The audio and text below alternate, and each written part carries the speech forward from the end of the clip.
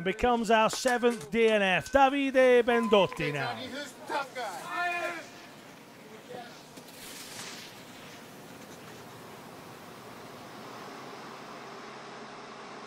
24 years old, was actually skiing on the World Cup circuit when he had his birthday at the beginning of this year.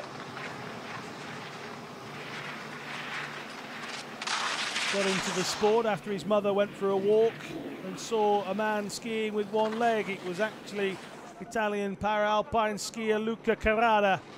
They got chatting. Several years later, Davide BENDOTTI is a Paralympian in his own rights. Thank you, mother.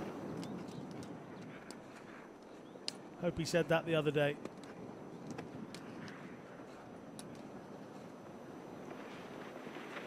BENDOTTI chasing down the times that have gone before him. Remember, 32 athletes in the men's standing, and BENDOTTI, it's 4 in a row.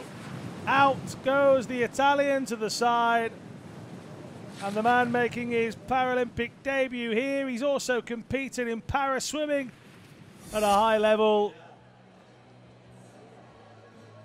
Has washed out. Another innocuous one. Just misjudging. Now I wonder if the